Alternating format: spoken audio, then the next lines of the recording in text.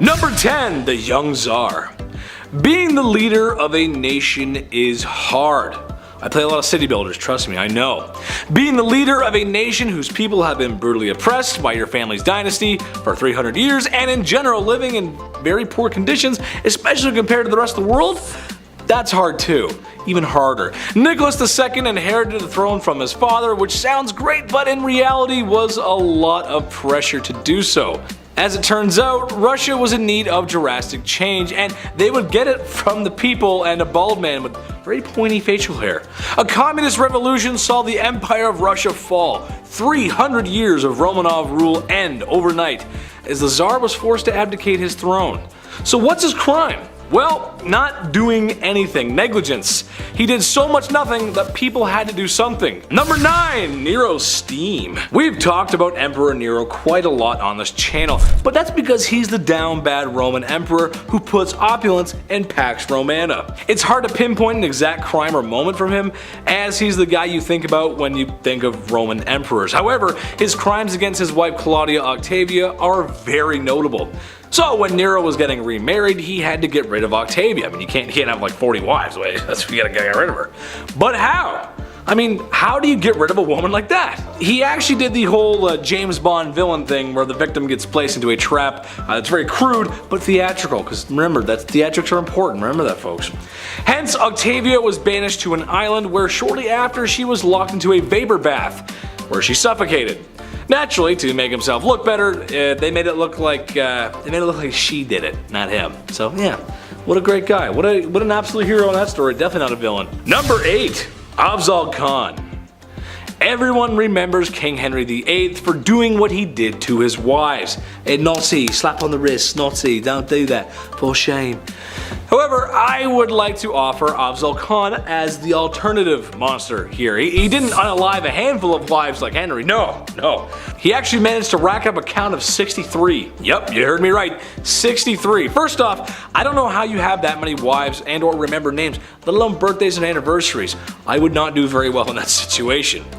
Well, what's the reason for all this blood spilling? It's pretty horrible, actually. Simply because he was being invaded, and the guy who was invading him and winning was slightly nicer to women and was going to most likely give them a better life.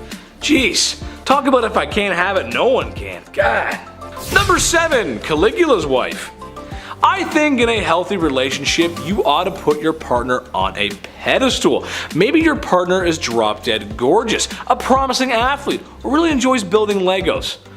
Nice TIE fighter, babe, way to go. Yeah. Emperor Caligula of Rome liked to put his wife on a pedestal, literally. And while on this pedestal, she was wearing nothing but her birthday suit. Oh boy.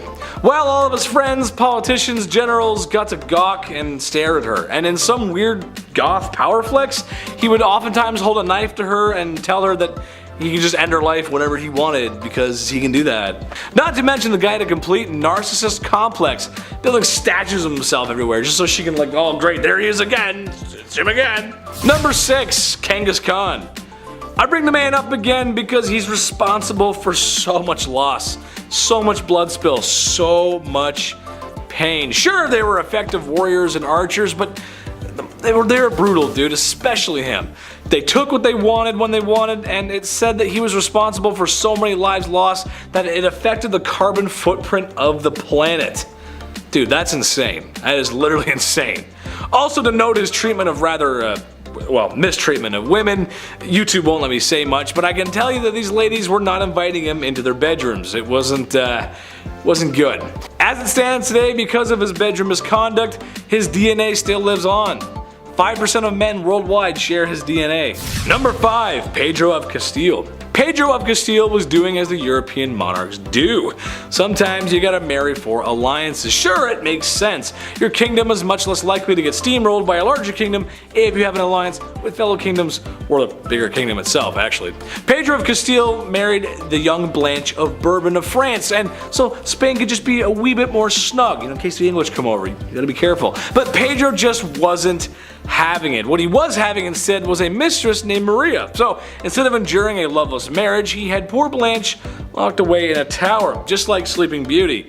Except a handsome prince was not coming to rescue this damsel in distress, but a man with a black hood and a sharpened axe. You know what I'm talking about. As Pedro had her unalived. I was gonna make a joke about Rapunzel and let down some hair so she could make an escape, but I mean that's just awful, really. Imagine being locked up in a tower for so long. Sure, I love the indoors, but you gotta let me out at some point, Chief. Do you think I get food delivery apps to work up in a tower? Because otherwise you have to let me out, dude. Comic-Con's coming. Anime Convention North's coming, buddy. I gotta go. Gotta get my Naruto on, bro. Come on, man. Number 4, hands-on funeral. This one's just gross. When you're in a relationship, it can provide you with some great things. Someone to go through life with. Companionship. Love. And if you're lucky, someone who's a good cook or a baker. Oh, love me some baked goods. However, also in a relationship, sometimes you do more than that. Sometimes you get a little close under the sheets, if you know what I'm saying. Take King Philip V, for an example, who loved loving his wife so much that he just couldn't help himself, you know? Like for instance, when his wife tragically passed away, he wanted one last ride. But he penciled in one more trip to Toe Curl City before she was laid to rest. God, that doesn't seem right, you know? That just let her go peacefully, you know? Let her just. Number 3, Lenin. Okay, while not a king in the most stereotypical sense, he did dethrone a king and made himself an autocratic dictator, which is basically a king just modern. Trust me, it is. Yep, trust me. In a nutshell, Lenin had been anti-royal for most of his life, but after some help from some sneaky Germans and other Soviets loyal to his cause, the Tsar had no choice but to abdicate, like I said at the top of the list. He abolished the Tsar's secret police and then put in his own. And had people oppressed, which was one of the main reasons why the whole revolution started in the first place. See what I'm getting at? He was supposed to get rid of the evil monarch, and he became the evil monarch. Well, see, then a civil war broke out, and then he was worried that the exiled Tsar might escape and try to retake the throne, and, well, he had some goons take care of him, and, well, the family too. You can never be too sure. You gotta take care of everything. You gotta get rid of everybody. You just can't be too sure. Number 2, Pope John XII. For those who aren't very religious like myself, the Pope is the big one. He's next to God, and for a minute there, he was the most powerful man on earth. Seriously, I mean, this guy could crown kings. He's the king of the Vatican and the king of kings in the Holy Scripture. It's kind of serious. And today he's got a really cool car for parades. The Bumblebee is pretty sick, not gonna lie. However, Pope John XII was anything but a sweet old man who delivers the holy messages from God. This Pope was doing a lot of anti-Pope behavior, if you will. Now I for one wouldn't care if the man had a girlfriend or a glass of wine. Heck, some rules need to be changed, but this Pope was most known for his lavish, adult-themed parties, and was known for getting hangovers. It got so bad at one point, it started a war. Number 1, not so slick shady. Marshall Mathers, Eminem, the king of rap, and named king of hip hop by Rolling Stones magazine. Hence he's the king, I gotcha. Despite what you think of the man's lyrics, especially vulgarity, he's an excellent wordsmith and could write rhymes that would leave you tongue twisted. However, I don't think it would come to anyone's surprise that the man's got a few charges under his belt, especially the way he talks about Kim. There's a couple bad things said about her, I don't know. Back in 2001, arguably the peak of his career, Eminem assaulted somebody in a nightclub after getting fresh with his wife. He got 2 years probation. Maybe he is saying the things he's saying in those songs. Maybe he's telling the truth. I don't know. Starting off this list in our number 10 spot, we have King Henry VIII. We'll start off this list with some 1500s dating drama. I love it. The 4th wife of Henry VIII, Anne of Cleves, was married to King Henry for 6 months. It was seen as quite strategic, actually. See, Henry's chief minister convinced him to marry one of the sisters of Germany's duke, either Anne or Amelia. So in order to decide, Henry requested that Hans Holbein, famous painter, travel all the way to Cleves to paint a portrait of each sister. This is like ancient Tinder. It's wild. This man compared portraits for a few days and then finally chose Anne because every man praiseth her beauty. He even compared her to a silver moon. I've never heard Taylor compare me to the silver moon, so it seems like he's gotta step his game up. So eventually a treaty was signed, and a few weeks later Anne arrived to England. Henry was beyond upset because when she arrived, she apparently looked nothing like the portrait. How horrible is that? It's 6 a.m., you just met your new husband after traveling upriver by barge, and the dude has the audacity to say you don't resemble a Victorian painting. Awesome! He even tried to stop the wedding, but it was too late at that point, so they had to follow through. Imagine still having to follow through. On January 6th, 1540, their marriage was official, but soon after Anne gladly accepted the divorce, then lived as the king's sister peacefully until her death in 1557. Historians believe that it was cancer. In our number 9 spot today, we have King James. Before I dive into this one, guys, don't forget to hit that thumbs up if you're enjoying the video. It does really help us out. Not to be confused with LeBron James, this is a different king. In an official 16th century medical book, the actual medical advice at one point was to not bathe. Quote, use not baths or stews, nor sweat too much, for all openeth the pores of a man's body, and maketh the venomous air to enter, and for to infect the blood. First of all, huh? Why is every shred of medical knowledge from the past always written in riddles? God forbid you have bronchitis in the 16th century, a doctor would be like, ah yes, just a drop of ale and a witch's flick, you'll be well on your way. Like, bro, I have pneumonia, please help me. They thought that taking a bath would make you sick, so King James IV apparently just never took a bath, and his hygiene was so bad that he would sometimes pass on lice to others just by being in the same room as them. Even if he was in a room hours prior, but he would give you lice. Doesn't help that the guy had long hair. Guy's got Steven Tyler hair. It's like a lice lunchroom in here. Lice would emit off of this man. Margaret Tudor was married to King James IV. That must have sucked. So itchy. In our number 8 spot today, we have King George V. When was the last time you saw a stamp? I haven't seen a stamp in months, but King George V? But he loved stamps. Maybe a bit too much. It was taking many hours out of his days, even when it shouldn't have been a priority at all. King George V continued to collect stamps during World War I. Everybody is trying to stay alive. George is just licking stamps in the library, adding them to collections. Like all collections, the king started at an early age, but in the end of his days, George had albums and albums and albums, so many stamps. He had around 330 albums, each with 60 pages full of stamps. That's so many stamps. In 1905, George set an all-time stamp record. It was the most money ever spent on a stamp.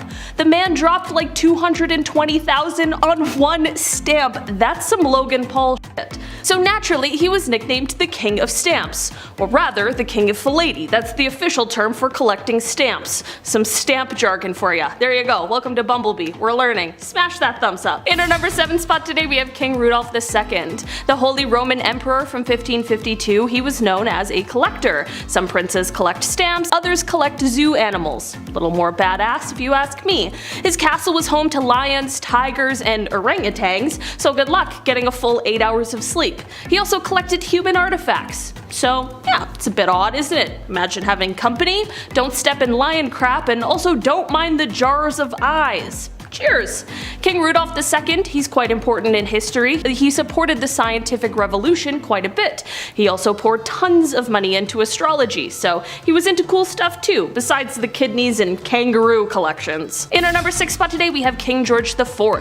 Voted as England's worst king by historians, let's do it! King George IV was too invested in his intimate conquests. He was focused on all the wrong stuff, and he was also just horrible about it. This king tried everything to get a woman to sleep with him. He would throw tantrums if a crush wasn't interested, and sometimes he would threaten to end his own life if he didn't get their attention. Super creepy, because on top of the lengths he would go to just to get some time alone, he also kept some of their hair after the dirty deed was done. Yeah, he would ask everybody he slept with for a lock of their hair. Back then it was kind of common for lovers to keep locks of each other's hair, but George's collection was alarming because of just how many locks of hair there were. After the king died, his brothers found 7,000 envelopes, each with a lock of hair. Just envelopes of hair. The collection was, quote, enough to stuff a sofa.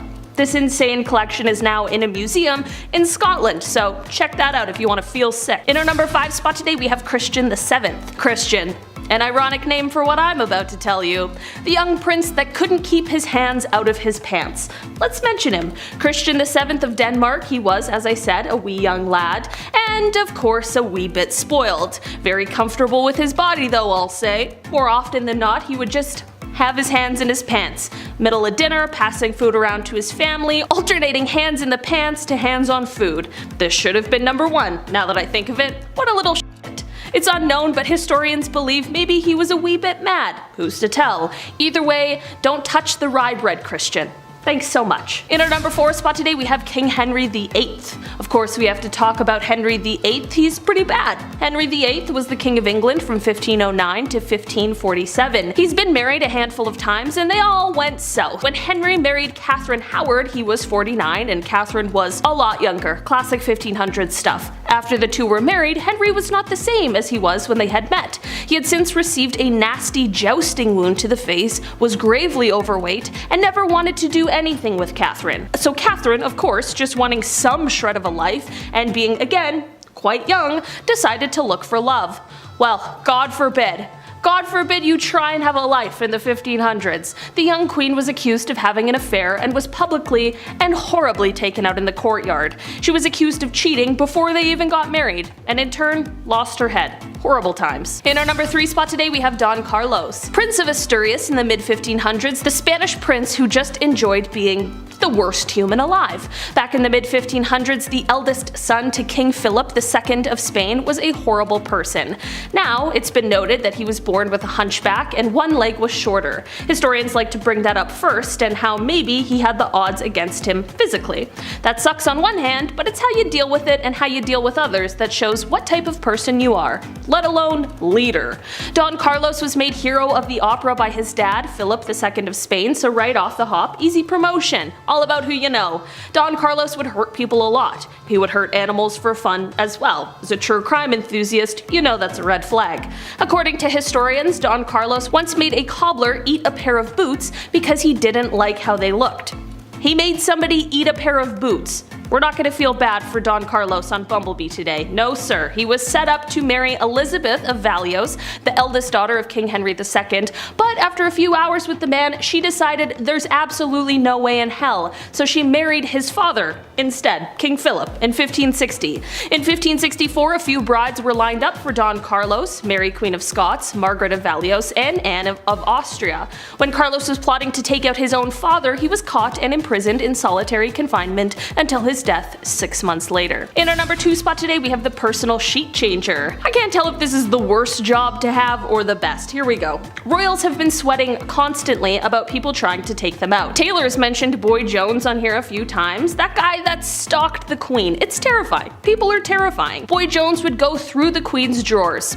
Big ew. So historically, the royal family would try their best to anticipate an attack, be as safe as you can be, like the kissing sheets for example. Have you ever heard about this royal position? A great deal of monarchs hired taste testers to make sure nobody poisoned them, and they also had a guy get tucked in the king's sheets. I would much rather have the latter. King Henry VIII hired somebody to make sure his bed wasn't poisoned, so you were required to make the king's bed every morning, but you also had to rub all the sheets down before bedtime.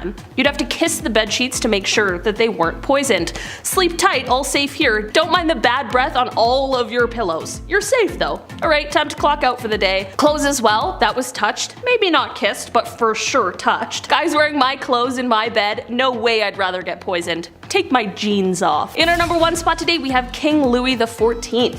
We gotta talk about perhaps one of the worst sights to see in the royal household. Back in the olden days, enemas were the talk of the town. Rather, the palace. Like most things in the 1400s, only the rich could afford the enema supplies, specifically King Louis XIV. Guy loved enemas. It is believed that over the course of his life, Louis XIV received thousands of enemas. In just 1 year, Louis received 212 enemas. He would always take it a step further, and dare I say a step fancier, by using almond milk. Imagine being married to a guy and he pulls out the almond milk. Like, not again, Louis, come on. I just ate, man. No.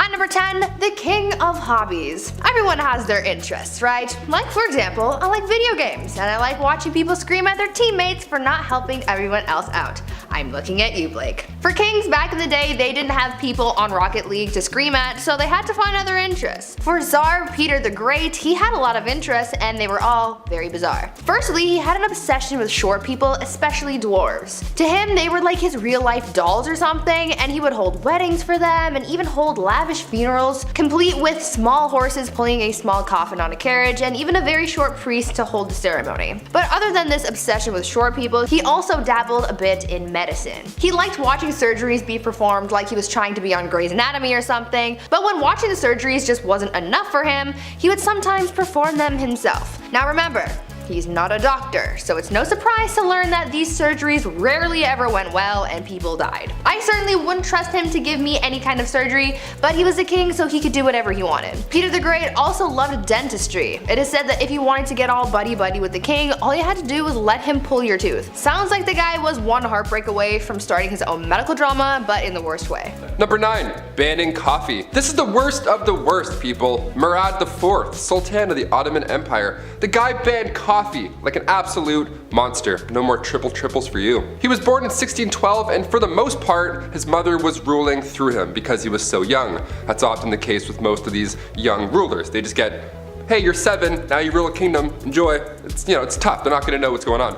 But when he got a little bit older, he put forth these laws, punishable by death, might I add, in order to get things back on track. That was the key. He banned coffee, tobacco, and alcohol. He would actually disguise himself as a civilian during the nighttime and would wander around aimlessly in hopes that he would find one of these dark roast renegades. If you were caught outside having a quick smoke break, you weren't arrested, you didn't get fined, but rather, Murad IV himself would take your head off right there in the streets. No trial, no jury, just straight to execution. All because you're drinking a Bud Light Lime. At number 8, why you mad? Now this could be a bit of a controversial opinion, but if your name includes the words the mad, I would assume that you're not doing too great, right? I mean, you have to earn that title, and if it's a title that harsh, that simply begs the question, what in the HE double hockey sticks did you do to get that name? Well, for Charles the Mad, he did a lot. Charles became king when he was only 11 years old, so that certainly didn't help his development, and knowing this kind of helps explain a lot of his actions. He was known for getting really angry and throwing fits of rage, and was known to give people the gift of the big sleep, if you know what I mean. Charles didn't always kill people though, only sometimes. Other times he liked to switch things up. Sometimes he would run around his palace pretending to be a wolf. Other times he would go through phases where he just really didn't want to keep up with his personal hygiene, and he would get so gross that he literally had to be cut out of his own clothes. Now I don't know how long you have to go without bathing to get to that point, but really I don't think I want to know the answer to that question. Charles also thought that he was made of glass, and so he would go through phases where he would sit completely still so that he didn't break. Kind of like Drax from Guardians of the Galaxy, but not as, extraterrestrial. Well, maybe he was. That honestly would explain a lot. Number 7. Party hard. Zhu Huzhou was the emperor of the Ming Dynasty in the early 1500s. Now, lately we've been talking about kings and queens. We're on part 2s for both now, and there's a good amount who simply just aren't ready. They're too young to rule. Like Joffrey from Game of Thrones. Kings like that actually existed. They were horrible. They were young, they were too young to know what was right and wrong. Plus, they usually have some corrupt parents whispering in their ears the entire time. Zhu took the throne at just age 14, and for a while, ministers were confident that he would grow into the role and become the leader that he was born to be. Well, when he got older, he transformed a zoo just outside of Beijing. He transformed it into his own personal brothel. Yum. I mean, on one hand, I'm glad the animals are free, but like a zoo?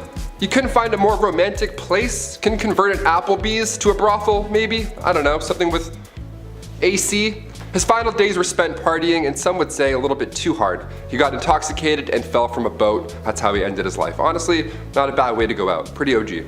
At number 6, love game. A lot of kings and queens throughout history have been known to engage in the horizontal hustle a lot. I mean, when you're a ruler of a kingdom, you don't really have much to do in your spare time, so what else are you gonna do? Play a board game? No. These monarchs were getting busy all the time, but there was one king who was just so obsessed with getting a good old pickle tickle that it just became his whole personality. King Philip V was known to be a nymphomaniac, and he liked doing the deed a lot, but because at the time, the Catholic Church said that having sexy time with anyone but your spouse was a sin, the king and his wife were getting busy all the time. Eventually, his first wife caught on to how to use this to her advantage, and she would often refuse to sleep with him until she got her way with anything she suggested or demanded from him. You would think that he would catch on to this game, but maybe his urges were just so strong because he always caved and gave her what he wanted. Obviously, this man did not follow Hoodville.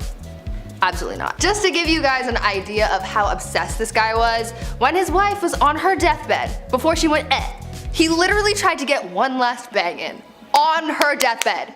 Like, dude, not the time. Number 5, George V.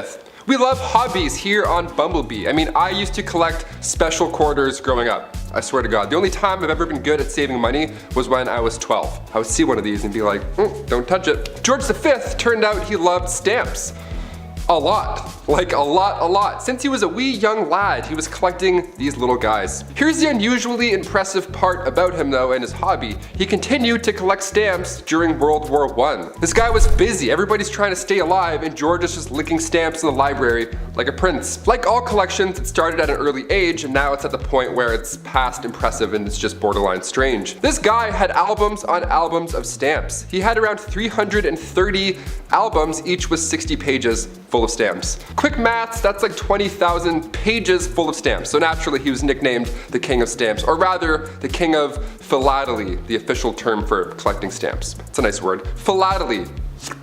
Back in 1905, he set an all-time stamp record, which I didn't even know that was the thing, and it was the most money ever spent on a single stamp. The guy dropped like 220,000 US on a single stamp. Somebody even asked the prince down the road if he had heard about this idiot who spent 1,400 pounds on a stamp, and he was proud of it. He was like, that was me, you wanna see it?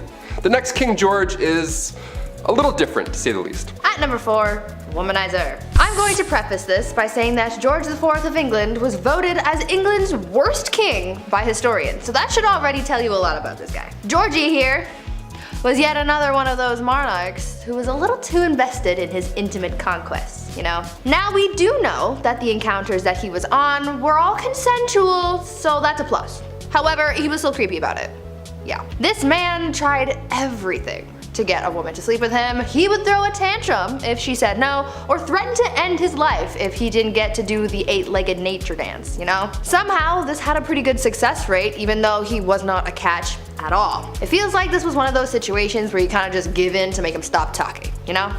Anyways, this guy was super creepy because on top of the lengths that he would go to just to get some time in the sack, he also kept trophies of his conquests. He would ask each of the people he slept with for a lock of their hair, and he kept them all. Back then, it was kind of common for lovers to keep locks of each other's hair, but George's collection was alarming because of just how many locks of hair there were. After the king died, his brothers found 7,000 envelopes, each with a lock of hair that was, quote, enough to stuff a sofa, end quote. Fun fact, if you want to see this insane collection, it is in a museum in Scotland, so check that out if you want, I guess. Number 3, Kleptomania Part 2. On our spoiled queens list, Brie mentioned Queen Mary and how she just couldn't stop stealing, which is hilarious to me, just this old lady stealing your shit.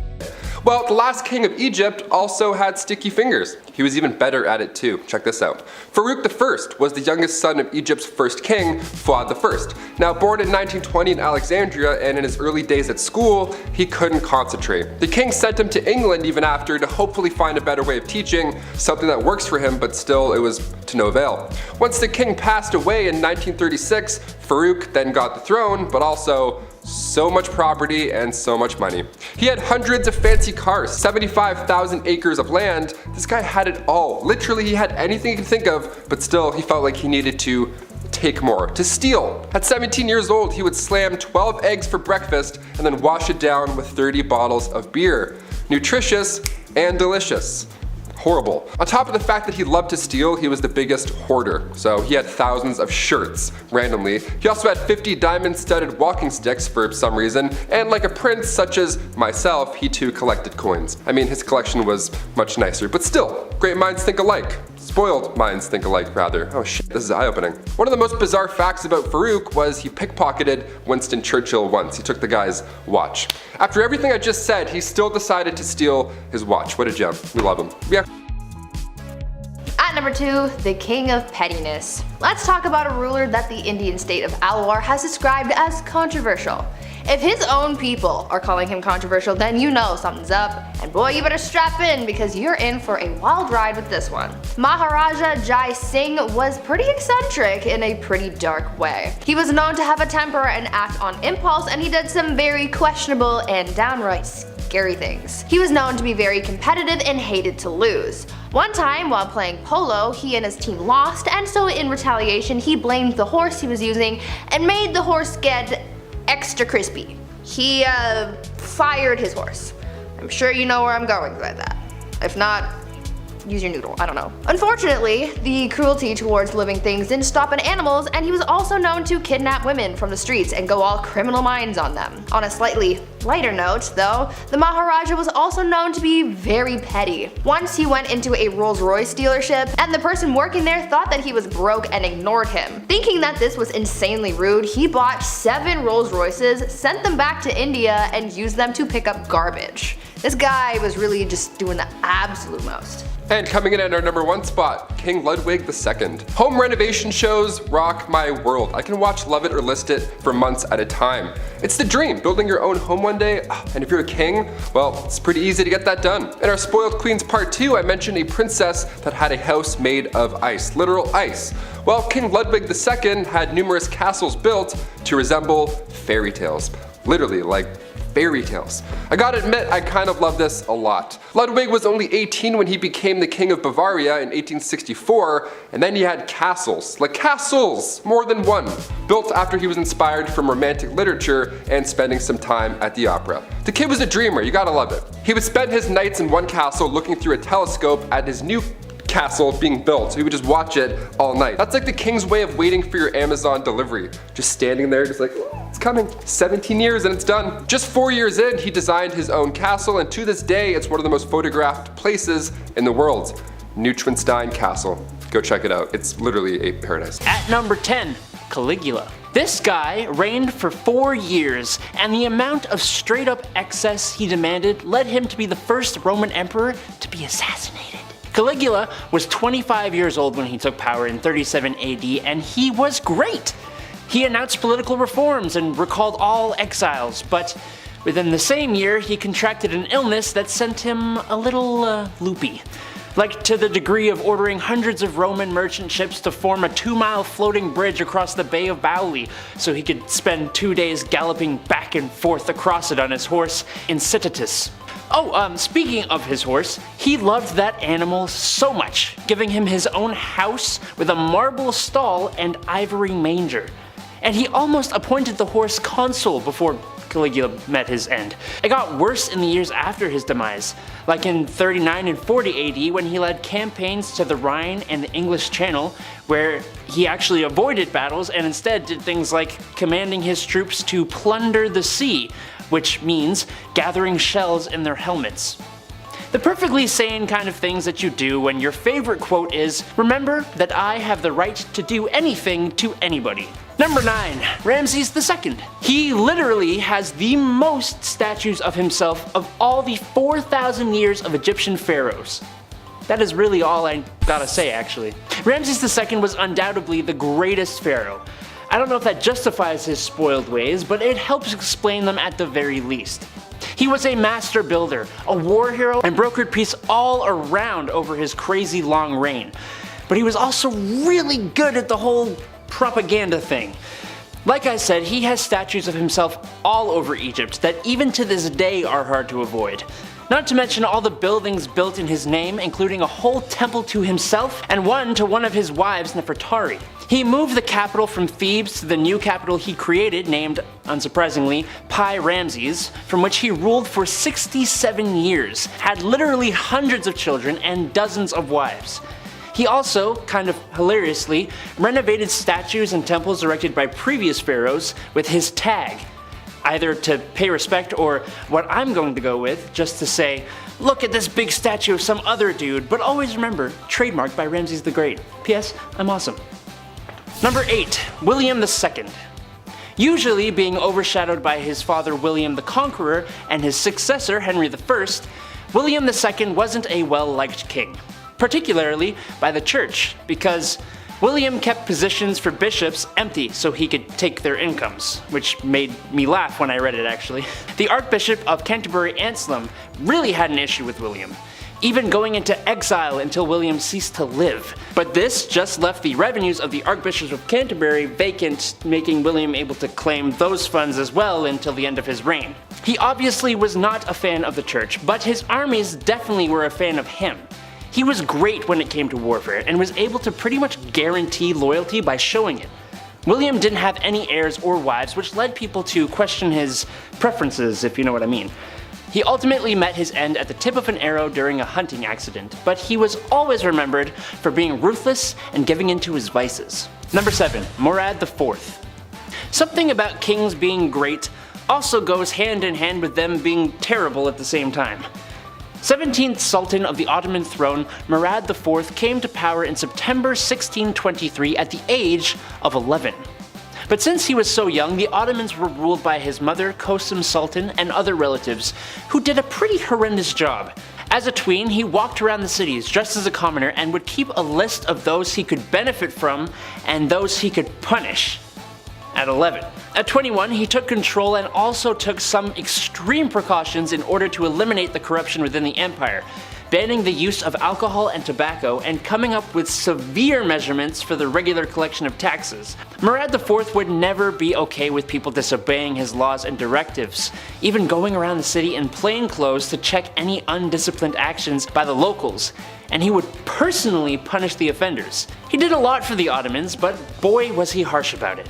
He destroyed coffee houses, like, come on man. Number 6. Phalaris. Phalaris of Akragas was a tyrannical Sicilian ruler from around 571 to 554 BC. And this dude was so bad his own people overthrew him after his 16 years of rule. Phalaris became ruler by some unconventional ways when it came to other kings on this list. Some think he started as a farmer who held office, and other more fun stories say he was appointed to build a temple, and instead of doing that, he took the money and built a fortress, allowing him to take power. He expanded the territory of Akragas from the south coast of Sicily all the way up to the north coast, but he was known much better for how gosh darn cruel he was. The most famous story would have to be the one of the Brazen Bull. An engineer was hired by Phalaris to create a new device for doing heinous things to his prisoners. The engineer presented him with a bronze bull. There was a door that could be opened to place a prisoner inside, then they would light a fire underneath, heating up the bull and causing the poor soul inside to thrash about and yell, making the bull seem alive. He then used it on the engineer. Thanks to the citizens' revolt though, he got to be the last victim of the bull. Looks like karma's a bull. Number 5. Louis XIV. King of France, the Sun King, the God-given. Ruling from 1638 to 1715, Louis XIV was well known for his love of art, which was apparent in the royal palace of Versailles he created, his love of women for his multiple wives and many more mistresses, and the comparison of himself to God, even taking up the sun as his symbol, being representative of Apollo, the sun god, and the literal reason we're all alive. A good symbol, honestly. The Palace of Versailles was used to host comedies, operas, and tragedies, and spectacular parties. His suite in the palace was made up of 3 apartments all for himself. The palace was big enough to hold his entire court so that none of them could really plot against him without him knowing. It also contained the Hall of Mirrors, which was a 71-meter long room with 357 mirrors around 17 arches opposite the massive windows. Unlike most other kings on this list, Louis XIV was a fantastic ruler. He was an incredibly lavish one though, which equals spoiled in my mind. Number 4. Ivan the Terrible. Ivan Tsar was a great military leader, pretty much setting up the Russian Empire. A great leader with an absolutely terrible temper. His rage-filled outbursts just got worse and worse over the years of his rule from 1530 to 1584. One of these incidents even ending in the stab-filled demise of his own son. He had a special force called the Oprachina who eliminated anybody he felt threatened him, and he led this force to Novgorod in 1572, resulting in the massacre of Novgorod, which gets him a firm place as one of the cruelest of Russian rulers. There is the even more popular story of him making that peculiar-looking castle in Moscow, and then dispatching the man who designed it so no one else could have one. He is one of the most cruel, paranoid, bad-tempered, and greedy rulers in not just Russian history, but history in general. Literally terrible. Number 3. Nero. Another Roman emperor who was effectively insane. Seems to be like a trend. Best known for his spicy parties, political delifings, persecution of Christians, and love for music that led to the rumor that Nero played the fiddle while Rome burned during the Great Fire of 64 AD, Nero first became emperor at 17, and the first little bit of his rule saw him be responsible for the demise of multiple people, including his mother and his newest wife Poppaea, in a casual outburst of rage. He was quite the artist, singing and performing and encouraging others to take lessons, and he held sport events all the time, even taking part himself. Remember that fire I talked about? Well, some people believe he may have started it himself in order to make a bigger palace.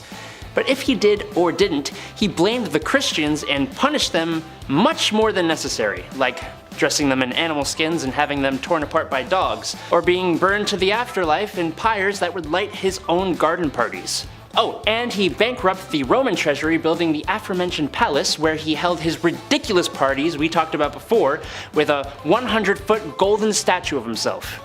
Nice. Number 2. Bad King John.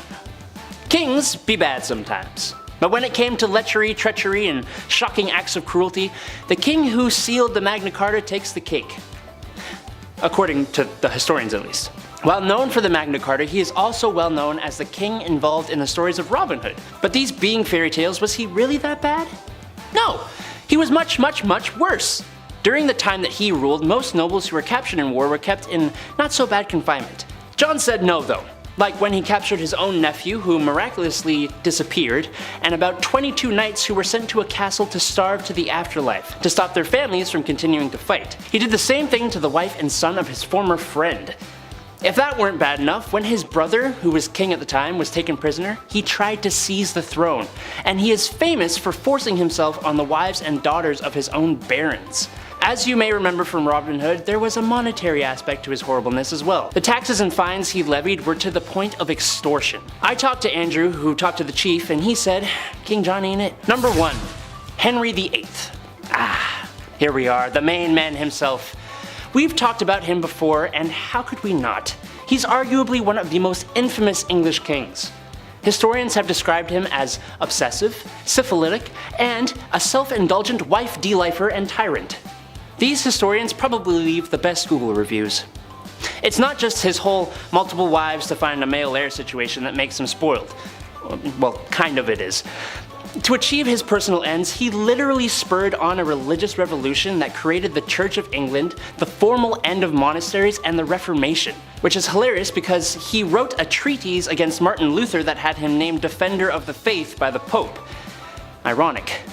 He, like many of the others, was a lover of art, music, and sport, at least in his younger years. But he was also an incredibly costly ruler.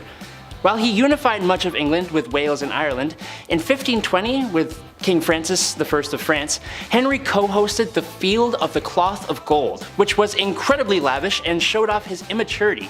Speaking of immaturity, there are tons of cases where people were separated from their heads simply for not giving him what he wanted, including some of his friends and his wives. A great number 1 for this list, in my opinion. Kicking off the list at number 10, must love licorice. Okay, we'll start off a little tame. Napoleon Bonaparte, the famous French emperor, the famous military leader from the 1800s. Napoleon Bonaparte was responsible for conquering a large part of Europe. Bet you didn't know he was obsessed with licorice though. Way too much. He would eat this all day, every day. Ugh, it feels gross. Look, as somebody who can't stand licorice, I already feel bad for Josephine. Licorice breath at any time of the day coming your way? No thank you. I'll hard pass. Napoleon carried licorice around with him at all times. This guy ate so much of it, his teeth became stained. They turned black. Oh yeah, I forgot to mention, it's black licorice too. Not the strawberry pull-and peels, those are great. I'm talking about 1800s black licorice. It would come in lozenges. If somebody offered me a lozenge and it was black licorice, I'd call the police. Smack it out of their hands. Number 9, George IV. When it was time for King George III to pass on the crown, of course, next in line, heir to the throne, is his eldest son, also named George. What if you became king in 1820? Would you be noble? Would you do monologues in the sunset as you enriched your homeland? Kings like to do that a lot with their if I had the hair still. Or would you do what King George IV did and make horrible financial decisions every single day? The guy would just party all day as well. He would gamble every day, he would buy expensive stuff that he did not need, and on top of that, he would never do any of his royal duties. Guy wouldn't do his job. His father had to step in, classic. He figured the only way to settle all these new debts set in motion by George IV. In order to clear those up, George now has to marry his cousin, Caroline of Brunswick. The arranged marriage happened April 8th, 1795, and what was supposed to be a happy day for all was a nightmare for all included. They hated each other as soon as they met. I mean, obviously, he was a fool. George got heavily intoxicated for the wedding. He was just hammered the entire time. And then 9 months later, almost to the day, they had a child. And then right after that happened, they went their separate ways. So yeah, horribly unhealthy relationship. Once George became king in 1820, he then tried to divorce her. Like, what a fool. Just let it go. Let it all go. Let her go. Number 8. Filippo Maria Visconti. The Duke of Milan during the 14th century was at first Gian Maria Visconti, but after he was taken out, his brother, Filippo Maria Visconti, had to step up to the bat. As a ruler, Filippo was better. His brother had been cruel previously, hence the untimely departure. So this was a good move at first, so we thought. Now Filippo had to take over come 1412. Filippo was better than his brother on paper. He helped reorganize government finances. He got the silk industry up and running, which we love that. He ended up passing away of natural causes down the road, which is, nothing like his brother. But while he was in power, he never showed his face to anybody, not even people close to him. He hid in his palace most of the time, and it was odd because he thought that he was ugly. That's why he hid his face. Kind of sad, right? Filippo hid his face, and maybe you feel bad for him now, right? Just a little bit. He died of natural causes and he was alone all that time. Yeah, don't feel bad for him. This guy was horrible. He was jealous of his wife Beatrice Lascaris de Tenda because she was twice his age, twice as smart, and twice as powerful. So Filippo had her taken out in a courtyard publicly September 13th, 1418. Yeah, he accused her of adultery just cause he could, and he had some suspicions in his dark room by himself hiding his face. History is ugly, and sometimes it's literally ugly as well. Number 7, George I. King George I, couple of Georges on this list, okay? Long before his British ruling days, George was in Germany. He was actually the elector there, and he'd been married before around 1682. Originally, he married Sophia Dorothea of Seal, but the entire time they were married, it was horrible. George would straight up bring other women home because he just felt like he could. Like he literally argued that he could, given his role. He's like, oh, I could have these women and we could do all this in front of you. Of course, I'm this person of this. Like, no, you're a fool. You're a jerk, really. He would have numerous mistresses and he would purposely flaunt them. So Sophia thought, okay, if you can have numerous side hustles going on, I'll move on myself. So she began seeing a Swedish count. Okay. She began seeing Philip Christoph von Königsmark. Now when George inevitably found out, he was violent at this point. He was upset, he divorced Sophia and then imprisoned her. Yeah, when he became king of Britain later on in 1714, she didn't come with him. Yeah, it's not just horrible with Sophia either. The Duke had also been taken out, sadly. His love for Sophia ended up getting him killed. What a mess. All these Georges are so messy, the worst. If your name's George, don't be a mess. Just be nice. Hit that thumbs up if you're a George. Change the game. Change the stats up. Number 6, heir to the throne. Okay, I kicked out this list roasting Napoleon and his licorice choices, but of course, he's done much worse things than have bad breath and stained teeth. Napoleon's marriage to Josephine was first fueled by love and friendship, but things quickly changed. Marie Josephine Rosé Tascher de la Pagerie was born in 1763. She had 2 children with her first husband, but that marriage was also not a happy time. They separated, and Josephine met Napoleon in 1795. Napoleon at this point was married at the time, and they had an affair, and they were deeply in love, like actually in love, and Napoleon proposed to Josephine in 1796, and they married later that year. 2 days after their wedding, Napoleon led the French army in Italy, and while he was gone, both of them ended up having affairs. So many affairs in this. Like, does love even exist? What the hell? 1804, Napoleon crowned himself and then crowned Josephine, proclaiming her empress. A few years passed, and after finding out Josephine couldn't bear any more children, Napoleon made a list of possible and eligible princesses. Just a list, and just left it out. Like, how awful is that? In November 1809, Josephine agreed to the divorce, and come 1821, Napoleon Bonaparte's final word on his deathbed was Josephine. Yeah, a little darker than licorice, just a tad. Number 5, King Henry VIII. The second wife of King Henry VIII. She was found guilty of treason, and she had been charged with having relationships with 5 others, including Lord Rochford, aka her brother, George Boleyn. She had also apparently had relations with Sir Henry Norris, the king's close friend, and when I say close, I mean they were really close. He was the groom of the stool. So they were close, and on top of this, Anne was also found guilty of conspiring to kill her husband. I wonder why. This list will explain a few reasons. Now, it's since been proven that these crimes were a bunch of rubbish. Anne wasn't present when these events even went down. She was still recovering from the birth of her daughter, future Elizabeth I, so there's no way she was fooling around with the groom of the stool in October 1533, Your Honor. All 5 guys involved were executed on Tower Hill May 1536, and then 2 days later, Anne joked about her own little neck before being taken out with the sword herself. Yeah, all dark. There wasn't even a coffin for her burial. Somebody had to get an old elm chest from the Tower Armory. How horrible is that? Number 4, a bit better. Another one of King Henry VIII's wives, Anne of Cleves. Where do we even begin here? This one's pretty sad, man.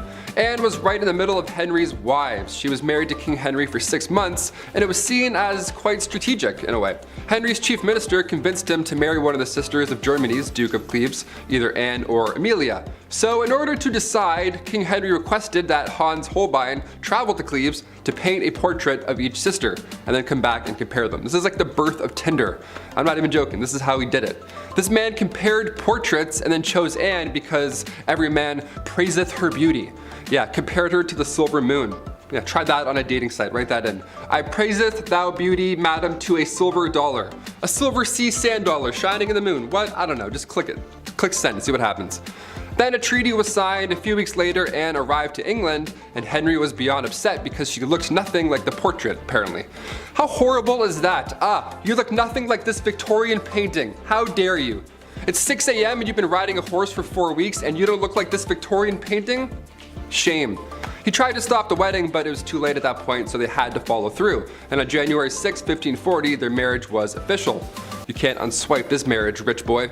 Anne later accepted the divorce gladly and then lived as the king's sister peacefully until her death in 1557. Number 3, Christian VII. Christian, there's an ironic name for what I'm about to tell you. The prince that couldn't keep his hands out of his pants. I don't know how else to say it. Here we go. Christian VII of Denmark. He was a young lad. He was spoiled. He was a little comfortable with his body, maybe too comfortable, and he would often just have his hands in his pants hanging out. He was like one of those, rich king. He was kind of like Joffrey from Game of Thrones. He would just sit back and like suck on candy and stuff and just, fool around. I don't know, it was gross. Middle of dinner, this guy would pass around food to his family with those gross hands. He would alternate hands and pants to handing out food. What a little twerp. Now it's unknown, but historians believe maybe, just maybe, he was a tad mad. Who's to tell? Either way, don't touch the rye bread, Christian. Thanks. Go wash your hands. Twice. Number 2, King Henry VIII. Again. Of course, we have to talk about Henry VIII again. He's pretty bad, not gonna lie.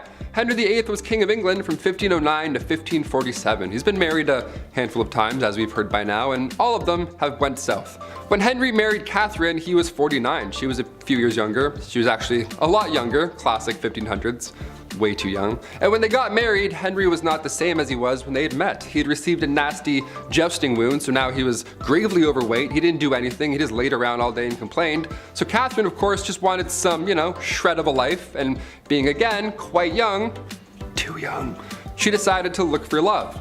Well, God forbid you try and have a life in the 1500s, because then the young queen was accused of having an affair and was publicly and horribly taken out in the courtyard. And finally, coming in at number 1, Henry II. The relationship between Henry II of England and Eleanor of Aquitaine is pretty memorable. It's memorable in all the wrong ways, of course. When they first met, things were good, dare I say, with both of them. They were both young, and he was going to be king. He was young, king, guy, young man who's going to be king. And Eleanor, she was married, but once she got an annulment, their love was good. Their love was good and young and ready to be young king stuff. After the annulment in 1152, Henry and Eleanor tied the knot officially a couple weeks after. Love moves quickly, apparently. Henry started having affairs, because of course he did. At this point in this list, we're not gasping at affairs, sadly. But come 1173, Eleanor had convinced their sons to go against father. Yeah, Henry didn't take this well, and he had Eleanor locked up for 16 years. He had died, so after that point she had resumed the royal roles, because at this point those 2 boys had grown up and inherited the throne, Richard and John. But being locked up for that long, what a nightmare that relationship was entirely. I figured we'd end on a kind of tame one where she kind of came back and it was good. Kind of good, dare I say? I don't know. Kicking off the list at number 10, a goodnight kiss. We'll start off funny, okay? History can be funny sometimes, even when it's not meant to be, and it's meant to be completely serious. I can't help but read this information and laugh. Royals were sweating constantly about people trying to take them out, of course. I mentioned Boy Jones on here a few times. That guy stalked the Queen over and over for years. Historically, these royals have been on the lookout for enemies, and the way that they prevent these attacks, yeah, sometimes it can be a little funny. Like the kissing sheets, for example. Have you heard about this weird position in the castle? What an odd job this is. A great deal of monarchs hired taste testers to make sure nobody poisoned their ale, which is, pretty lousy job there. Either having a good day or a bad day, no in between. But they also had a guy kiss the king's sheets every day. He just kissed the entire bed. The king size, may I remind you, massive bed. King Henry VIII, this guy hired somebody to literally just go in, get snuggled up, and just make sure the king's bed wasn't poisoned. There's nothing on it that's gonna make the skin go all ouchy. But he would just get in his bed and just go to sleep for a bit. You were required to make the king's bed every morning, of course, and before he gets back in, you gotta get in and kiss that bed, man. You gotta kiss that bed real good. Mwah, mwah, let's go. Mwah. All right, time to clock out for the day. Mwah, one more for good luck. Clothes as well, that was touched. Maybe not kissed, but it was for sure worn and touched. It's so weird. Guys wearing my clothes in my bed. No way, I'd rather get poisoned. Like, yo, take my jeans off. Who is that guy? Get back here. Like, imagine marrying that king and it's like, oh, hang on, before we get snugged in, this guy has to go and kiss your sheets. She's like, ew, what? Why does my sheets smell like breath? Everything smells like breath. Number 9, enemas. We gotta talk about perhaps one of the worst sights to see in the household. Back in the olden days, enemas were the talk of the town. Well, rather, the palace. Like most things in the 1400s, only the rich could afford the enema supplies. Specifically, King Louis XIV. Guy loved enemas. Just big old fan of enemas. It's believed that over the course of his life, Louis XIV received thousands of enemas. Thousands. It's a lot of decimals. Decimals for enemas. In just 1 year, Louis received 212 enemas. Like, guy, that's like 112 too much, I'd say. I don't know. He would always take it a step further, and dare I say, a step fancier, by using almond milk for the enemas. Imagine being married to a guy and he pulls out almond milk and you're like, oh no, not again. Come on, Louis, please, I just ate. Number 8, no bathing in this house. Bathing in the olden days wasn't fully understood, if that makes any sense. Like in a medical book, in an official 16th century medical book, the medical advice was, use not baths or stews, nor sweat too much, for all openeth the pores of a man's body, and maketh the venomous air to enter and for to infect the blood. First of all, huh? What? What does it even mean? Why is every shred of medical knowledge always written in riddles? God forbid you have bronchitis in the 16th century. A doctor would just be like, ah yes, just a drop of ale and a witch's flick and you'll be on your way. Like, what? Do you have any halls? Help me. Help me, dude. No, I'm just mad. Bro, I have pneumonia. I need medicine. So of course they thought that taking a bath would make you sick. Of course. So King James IV, apparently this guy never took a bath in his life. And his hygiene was so bad that he would sometimes pass lice to others just by being in the same room that he was earlier. So not at the same time, he would come in, do his king stuff, leave, and the lice would be like, pew! And they would just wait in that room and get on someone else. That's so gross. That's horrible. Lice would emit off this man. He's like the stinky kid from Charlie Brown with the stinky cloud. That's just like lice around this guy. Margaret Tudor was married to King James. Yeah, must have loved the no bathing thing, eh? Oh boy. Number 7, Queen Caroline. Queen Caroline. Ba ba ba. She went out in a horrible way. We can't sing about her. History remembers Queen Caroline for the way that she went out. It was bad. It was actually written down in an epigram attributed to the 18th century poet Alexander Pope. Here lies wrapped up in 40,000 towels, the only proof that Caroline had bowels. Again, it rhymes. Why is everything rhyming? This is so awful.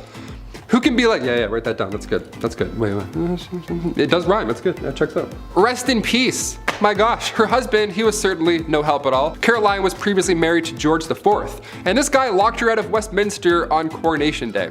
So yeah, she went out in a horrible way, but let's not forget the marriage that came beforehand.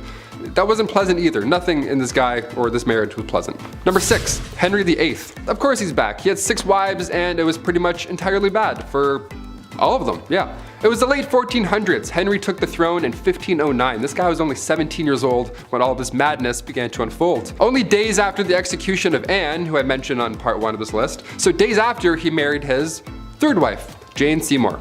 Anne Boleyn and Jane Seymour's mothers were first cousins, so they were close, and during all of this, they of course went head to head more than once. Jane died shortly after giving birth to Edward VI on October 12, 1537. I can't mention King Henry's wives and leave a couple out. This is just a history channel. We have to mention all of them, okay? Number 5, George V. Turned out this guy loved stamps. Maybe a bit too much though, I'd say. It was almost distracting. It was taking up many hours of his day. Like, focus on other things, like say maybe, I don't know, the war. King George V continued to collect stamps during World War I. Everyone's trying to stay alive. George is just in the background like...